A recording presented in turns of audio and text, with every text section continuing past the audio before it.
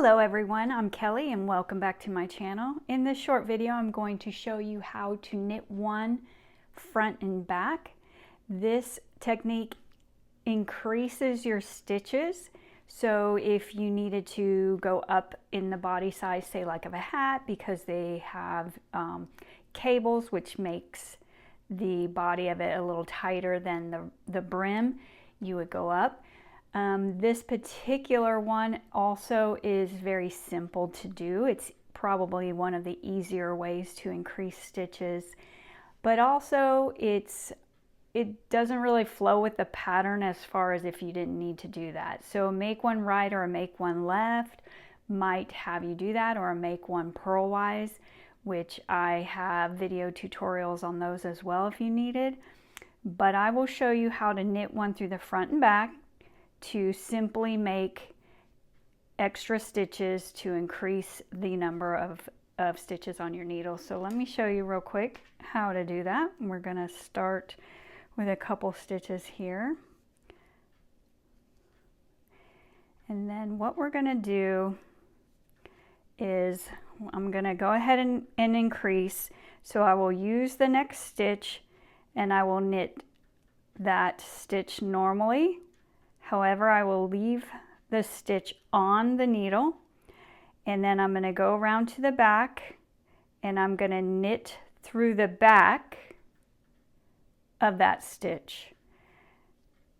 And that's kind of like a twisted stitch if you ever knit through the back on like a brim or something. But if you notice, it looks like a purl bump, the second one. So I knit the first through the front first, so that looks like a knit, and then I knit through the back and that actually looks like a purl. So we're gonna do a couple more just to show you.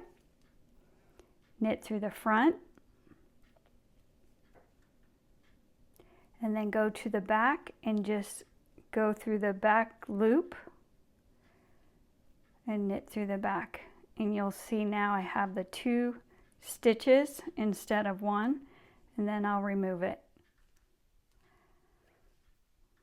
This is a good one if you are needing to do a 1-by-1 flow into the body.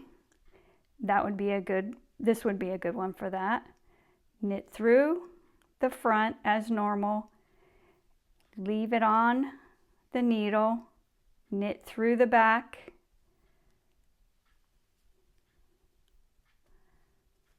and then remove. And I'll do it one more time. Knit through the front, pull that through, knit through the back, pull that through, drop it off.